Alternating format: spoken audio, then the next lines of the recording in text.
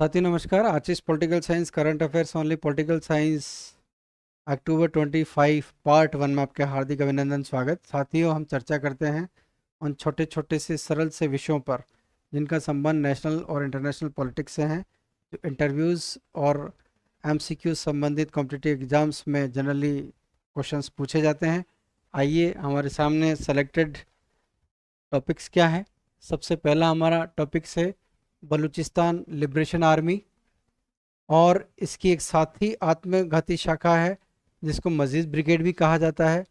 BLA और मजीद brigade को एक आतंकवादी संगठन घोषित किया जाए। ये बात कौन कर रहा है? पाकिस्तान कर रहा है और चीन कर रहा है। यानी पाकिस्तान और चीन जो है यूनाइटेड नेशंस सिक्योरिटी काउंसिल के समूह के एक प्रस्ताव लेकर जाते हैं, और प्रस्ताव में ये कहते हैं कि बीएलए को आतंकवादी संगठन घोषित किया जाए। अब हम ये जान सकते हैं, समझ सकते हैं कि पाकिस्तान जो खुद आतंकवादियों को पनाह देता है, फ्लोरिश करता है, आज वो खुद उन आतंकवादियों की समस्या से त्रस्त है। बलूचिस्तान में हम देख सकते हैं हाल ही में गाजा पीस मिशन के ऊपर जब पाकिस्तानी सेना ने अमेरिका का समर्थन किया तो वहाँ गृह युद्ध की स्थिति सी बन गई। तो पाकिस्तान इस समस्या से भयभीत है। इसके लिए बीएलए को आतंकवादी संगठन घोषित करने के लिए यूनाइटेड नेशंस में वो रिक्वेस्ट करता है। आइए, दूसरी इंपॉर्टेंट बात क्या हमारे सामने, ये भी पाकिस्तान से संबंधित है, और ये है स्ट्रेटेजिक म्यूचुअल डिफेंस एग्रीमेंट यानी नेटो। नेटो जिस तरह का संगठन है उसी तरह का संगठन है स्ट्रेटेजिक म्यूचुअल डिफेंस एग्रीमेंट, जो पाकिस्तान और सऊदी अरब के बीच में पिछले महीने होता है। इस एग्रीमेंट में यह है कि अगर इन दोनों में से किसी भी देश पर आक्रमण होगा तो दूसरा उसका मित्र राष्ट्र जो स्ट्रेटेजिक म्यूचुअल डिफेंस एग्रीमेंट में साथ है वो उसका साथ देगा। यानी किसी भी आक्रमण की स्थिति में, अर्थात यह एक सुरक्षा संगठन है, नेटो की तरह सैनिक संगठन है। इस सैनिक संगठन की बुनियाद जो है रियाद में रखते हैं सऊदी अरब के क्राउन प्रिंस मोहम्मद बिन सलमान और पाकिस्तानी प्रधानमंत्री शहबाज शरीफ। इन दोनों के बीच में एक एग्रीमेंट होता है और ये मोर्चा जो है हमेशा के लिए रहेगा, ऐसी बात ये करते हैं। नेटो की तरह ये काम करेगा। अब इस एग्रीमेंट का पाकिस्तान के लिए क्या बेनिफिट है और सऊदी अरब के लिए क्या बेनिफिट है, हम इसको समझ सकते हैं कि पाकिस्तान जो है इस एग्रीमेंट के माध्यम से अपना आयात या अपने तेल हितों को पूरा करना चाहता है सऊदी अरब से। इसके अलावा इन्वेस्टमेंट, सऊदी अरब से सैन्य सहायता और भारत के खिलाफ एक अप्रत्यक्ष दबाव बनाने के साथ उसके अनेक हित इसके साथ जुड़े हुए हैं। दूसरी तरफ अगर हम सऊदी अरब को देखते हैं तो सऊदी अरब विशेष रूप से, वैसे तो इसके बहुत सारे इंटरेस्ट है, लेकिन विशेष रूप से परमाणु हथियारों के सुरक्षा कवच को प्राप्त करना चाहता है। यानी सऊदी अरब अमेरिका पर और अन्य पश्चिमी देशों पर अपनी डिपेंडेंसी कम करना चाहता है। अपनी सुरक्षा के लिए पाकिस्तान के परमाणु सुरक्षा कवच का वो सपना इस एग्रीमेंट के माध्यम से देखता है। तो स्ट्रेटेजिक म्यूचुअल डिफेंस एग्रीमेंट जो है पाकिस्तान और सऊदी अरब के बीच में एक महत्वपूर्ण घटनाक्रम है। इसके आगे हम देखते हैं कौन सी इंपॉर्टेंट हमारे लिए इंफॉर्मेशन है। देखिए, Iron Beam laser interception system, Iron Beam laser interception system, यानी अभी तक हमने बच्चों की गेम्स में देखा या हमने कल्पना की कि बीम के माध्यम से, रेज के माध्यम से हम शत्रुओं के हथियारों को नष्ट कर सकते हैं या शत्रु पर काउंटर अटैक कर सकते हैं या शत्रु पर अटैक कर सकते हैं। तो ये इज़राइल की एक डिफेंस सिस्टम है। इज़राइल ने अब इज़राइल रक्षा पंक्ति में एक नया डिफेंस सिस्टम या डिफेंस प्रणाली लॉन्च की है। उस प्रणाली को हम क्या कहते हैं? Iron Beam laser interception system, laser defence Iron Beam के नाम से जाना जाता है। यानी अब जो है कोई भी अगर आक्रमण इज़राइल के ऊपर होता है तो उसका सामना आयरन बीम के माध्यम से इज़राइल करेगा। यानी इसके माध्यम से क्या होता है कि रेज के माध्यम से दुश्मन को नुकसान पहुंचाया जाता है। इसकी सबसे इम्पोर्टेंट खास बात यह है कि अगर पारंपरिक हथियार और बहुत महंगी मिसाइल इंटरसेप्टर के माध्यम से यदि इसराइल किसी अपने दुश्मन पर अटैक करता है तो उसका एक बार के अटैक का खर्च आता है $60,000। और अगर इस आयरन बीम के माध्यम से अटैक करता है तो मात्र उसका खर्च आता है $2। यानी देखिए, ये आयरन बीम टेक्नोलॉजी परंपरागत हथियार से कितनी डिफरेंट है, कितनी सस्ती है और कितनी घातक है। तो ये इसराइल का नया डिफेंस सिक्योरिटी सिस्टम, जिसको हम Iron Beam laser interception system के नाम से जानते हैं, ये हमारे लिए जानकारी आवश्यक है। आगे देखते हैं क्या है। आगे भारत के डेमोक्रेसी के संदर्भ में एक विशेष रिसर्च फाइंडिंग हमारे सामने है। ये रिसर्च फाइंडिंग क्या है? ये है एडीआर के द्वारा, यानी association of for democratic reforms, ADR. ADR एक एनजीओ है जो भारत की लोकतांत्रिक प्रणाली के संदर्भ में इन्वेस्टिगेशन करता है, रिसर्च करता है, अपनी रिपोर्ट के माध्यम से अपनी सारी बात को रखता है कि भारत का डेमोक्रेटिक सिस्टम का स्टैंडर्ड क्या है, इसकी क्या कमियां हैं, इसकी क्या अच्छाइयां हैं। तो एडीआर ने एक रिसर्च किया। उस रिसर्च का एक बहुत ही सोचनीय या बहुत ही जिस पर हमें गौर करना चाहिए कि हमारे जो माननीय है, यानी अगर हम संघ सरकार और राज्य सरकार के सभी एमएलएज और एमपीज को काउंट करें तो उनकी संख्या हमारे सामने लगभग 4,910 होती है। यानी 4,120 के लगभग तो हमारे सभी 31 राज्यों के एमएलए होते हैं और लगभग उसके बाद 545 लोकसभा के सदस्य और 245 राज्यसभा के सदस्य। अब ये जो टोटल इनकी संख्या है 4,910, अगर हम संविधान के 91वें संविधान संशोधन जो 2003 में होता है, जिसका संबंध संविधान का अनुच्छेद 164 और संविधान का अनुच्छेद 75 से है, उसमें यह है कि निम्न सदन का 15% जो है मंत्रिमंडल में मंत्रिमंडल बन सकता है। यानी 15% से ज़्यादा सदस्य मंत्रिमंडल में नहीं होंगे। अब देखिए, आप आंकड़े के हिसाब से हम देख सकते हैं कि 4,910 का 15% होता है 736। टोटल हमारे जो एमपीज और एमएलएज है उनका 15% होता है 736। और एडीआर की जो रिपोर्ट है, उस एडीआर की रिपोर्ट में यह है कि 302 मंत्री करप्ट है। एडीआर अपनी ये रिपोर्ट देता है कि ऐसे गंभीर अपराध हमारे इन माननीयों या मंत्रियों के ऊपर है, जिनकी संख्या पूरे भारत में कितनी है? 302। और उनमें से 104 पर तो बहुत ज़्यादा सीरियस गंभीर मामला है, जिनमें हत्या है, अवैध कब्जा, अपहरण आदि बहुत सारे ऐसे जो सीरियस मैटर है। ये हमारे जो रिप्रेजेंटेटिव्स हैं उनके ऊपर ऐसे आरोप का रिसर्च जो है एडीआर ने किया है। यानी हमें ये ध्यान में रखना होगा कि टोटल जो हमारे जनप्रतिनिधि है, एमपीज और एमएलएज, उनका 15% तो मंत्री होते हैं। उनके मंत्री होते हैं 736।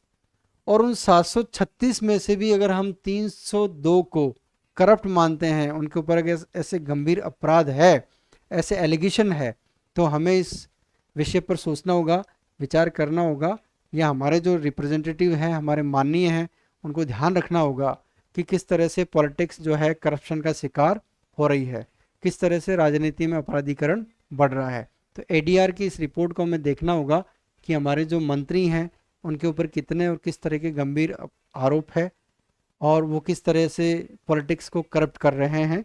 एडीआर की ये रिपोर्ट हमारे लिए इम्पोर्टेंट है। आगे देखिए, ग्लोबलाइजेशन के विपरीत विचार, यूनाइटेड द किंगडम रैली। देखिए, 1990 के दशक के बाद ये पूरा विश्व एक गांव के रूप में तब्दील होता है, गांव के रूप में बन जाता है। यानी जिस तरह से एक छोटे से गांव में एक छोटा सा गांव आत्मनिर्भर होता है, एक व्यक्ति अपनी आवश्यकता अपने पड़ोसी से या दूसरे से पूरी करता है, इस तरह से वो आपस में अपना जीवन जीते हैं और आत्मनिर्भर गांव का निर्माण करते हैं। 90 के दशक में ये कॉन्सेप्ट आया लिबरलाइजेशन, प्राइवेटाइजेशन और ग्लोबलाइजेशन के माध्यम से कि पूरा विश्व एक परिवार है, पूरा विश्व एक गांव है, पूरा विश्व एक ऐसा ग्लोब है जहां पर सब एक दूसरे पर निर्भर हैं और सब ने अपनी अपनी सीमाओं को सब लोगों के लिए खोल दी, ओपन कर दी, व्यापार के क्षेत्र में हो, चाहे एक दूसरे देश में जाना आना, किसी भी तरह का कार्य करना, बिजनेस करना। यानी ये जो ग्लोबलाइजेशन हुआ, आज इस ग्लोबलाइजेशन के विपरीत वापस वही विचार आ रहा है कि हमारे देश में किसी भी तरह का प्रवासी ना आए, किसी अन्य देश का नागरिक हमारे देश में नहीं आए।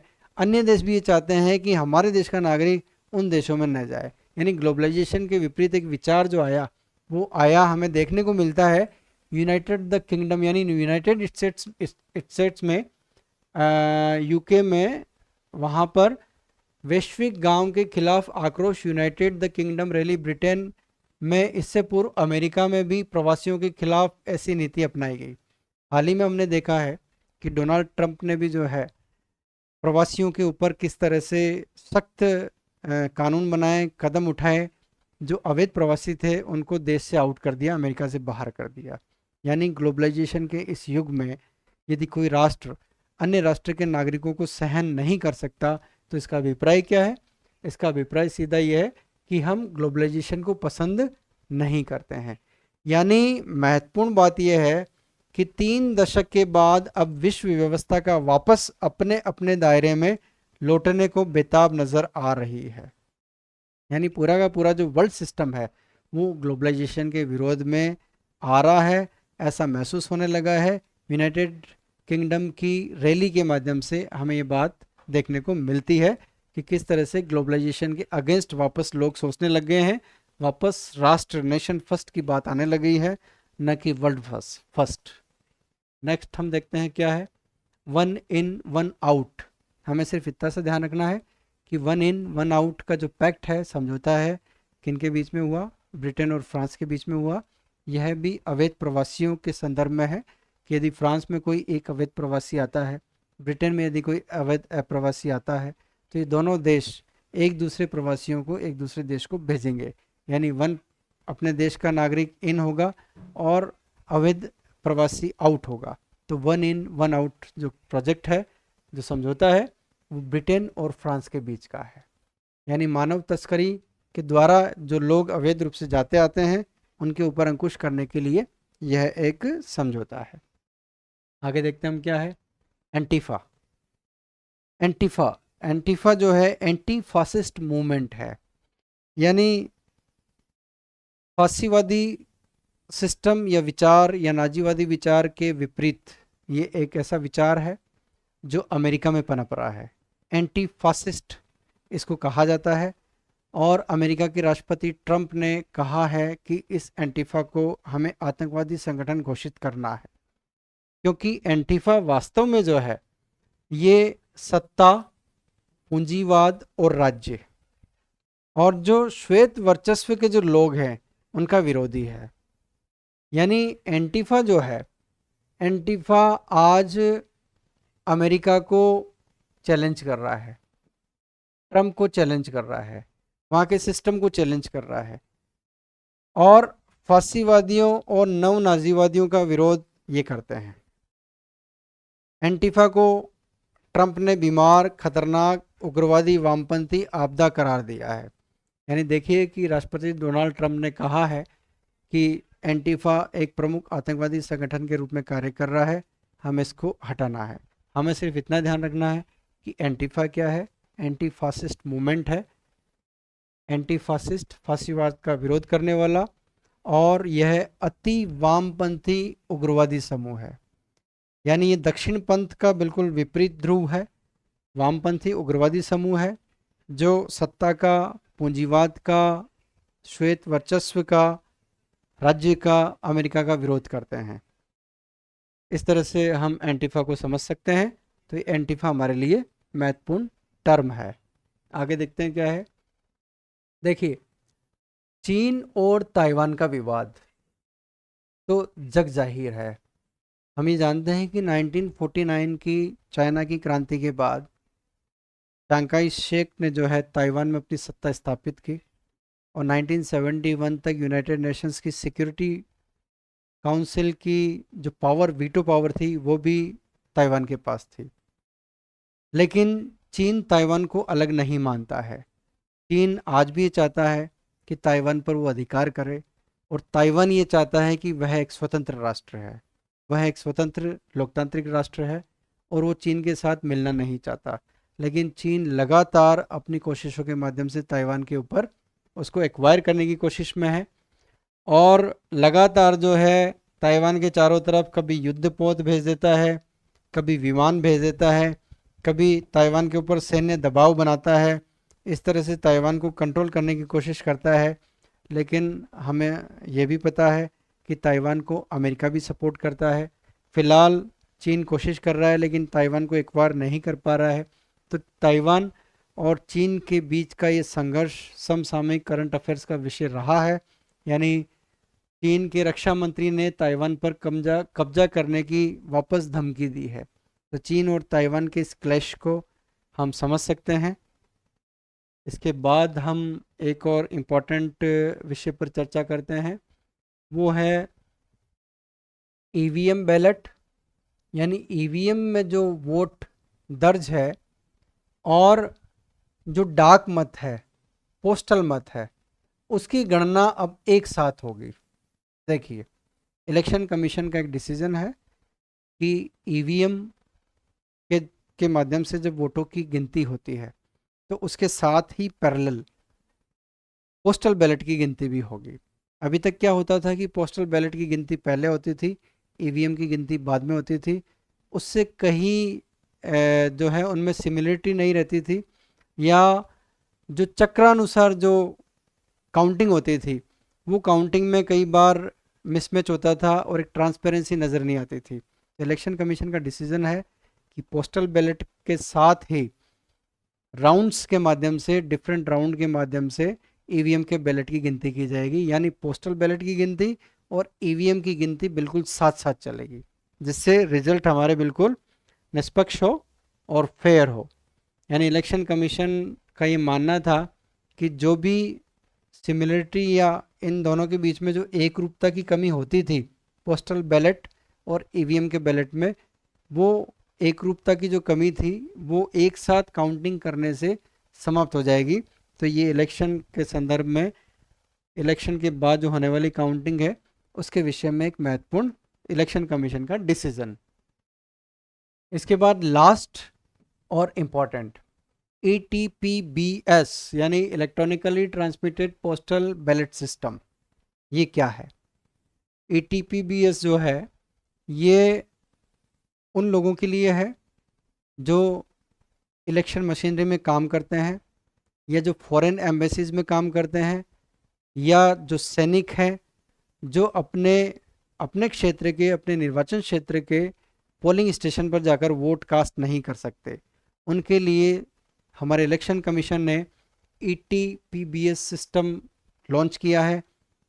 यानी ये पोस्टल बैलेट है। पोस्टल बैलेट का सिस्टम पहले अलग था, पोस्टल बैलेट अब इलेक्ट्रॉनिकली हो गया है। अब क्या होता है कि जो मतदाता है वो रिक्वेस्ट करता है अपने RO से। रिक्वेस्ट करने के बाद में मतदाता के पास मेल के माध्यम से एक बैलेट पेपर जाता है। वो उस बैलेट पेपर को डाउनलोड करता है, उसके ऊपर अपनी मनपसंद के उम्मीदवार पर अपनी मुहर लगाता है एक सक्षम अधिकारी के समक्ष, और फिर पोस्टल के माध्यम से इलेक्शन कमीशन को या RO को भेज देता है, रिटर्निंग ऑफिसर को भेज देता है, और उसके वोट को काउंट किया जाता है। तो ये electronically transmitted postal ballot system है। ये किसको दिया जाता है? मैंने आपको बता दिया, ये जो सर्विस प्रोवाइडर्स होते हैं, या इनको हम एब्सेंटी वोटर भी कहते हैं। यह 2019 से लागू किया गया। देखो, पोस्टल बैलेट तो पहले से ही लागू था, लेकिन उसका पोस्टल बैलेट का सिस्टम अलग था, वो इलेक्ट्रॉनिकली नहीं था। आज का 2019 के बाद का जो पोस्टल बैलेट सिस्टम है वो इलेक्ट्रॉनिकली ट्रांसमिटेड है, यानी ईमेल के माध्यम से या इलेक्ट्रॉनिक गैजेट के माध्यम से मतदाता के पास जाता है। ये 2019 से लागू हुआ ETPBS। 2014 में जो डाक मतदान, जो पुराने सिस्टम से जो पोस्टल बैलेट होता था, टोटल जो रजिस्टर्ड मतदाता थे पोस्टल बैलेट से, उनमें से केवल 4% मतदाताओं ने वोट कास्ट किया। देखिए आप, पुराने सिस्टम से टोटल रजिस्टर्ड का 4% पोस्टल बैलेट होता है, और 2019 में टोटल रजिस्टर्ड का 60.14% वोट कास्ट होता है। देखो कितना बड़ा डिफरेंस है। यानी केवल इस ETPBS को अप्लाई करने से 4% से मतदाता या मतदान का जो परसेंटेज है वो 60.14% के ऊपर आ जाता है।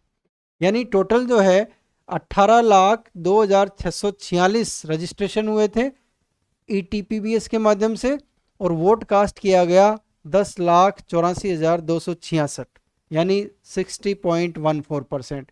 2014 और 2019 के इलेक्शन में डिफरेंस देखो आप पोस्टल बैलेट सिस्टम के संदर्भ में। तो इलेक्शन कमीशन का जो टारगेट है वो टारगेट क्या है?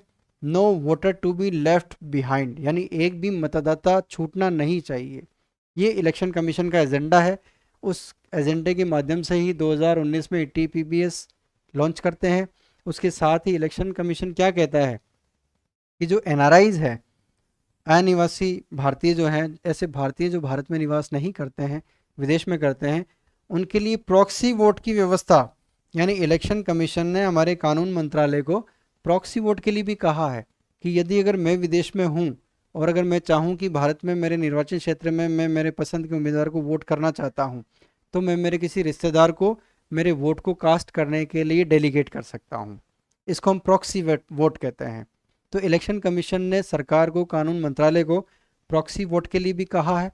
इलेक्शन कमीशन ने एक और सुझाव दिया है कि विदेशों में जो भी भारतीय रह रहे हैं उनमें विदेशों में EVM भेज दी जाए। जो हमारी इलेक्ट्रॉनिक वोटिंग मशीन है उसको सील्ड करके विदेशों में भेज दी जाए, ताकि वहाँ पर भारतीय अपने उम्मीदवार, पसंदीदा उम्मीदवार को वोट कास्ट कर सके। तो देखिए, पोस्टल बैलेट, प्रॉक्सी वोट, उसके साथ साथ NRIs के लिए प्रॉक्सी वोट और विदेशों में मतदान केंद्र, ये इलेक्शन कमीशन के नए इनोवेशन से उनका टारगेट जो है no voter to be left behind, इस टारगेट को अचीव करने के लिए 100% मतदान पूरा हो, इलेक्शन कमीशन का ये जो विज़न है, इसके लिए इस ETPBS के माध्यम से वो ये काम कर रहा है। इस सिस्टम को हमें समझना चाहिए, ये हमारे लिए बहुत महत्वपूर्ण है। इस तरह से आज हम current affairs only political science में इन कुछ सेलेक्टेड टॉपिक्स के ऊपर हमने चर्चा की। मुझे उम्मीद है कि हमारे लिए बहुत महत्वपूर्ण साबित होगी। धन्यवाद।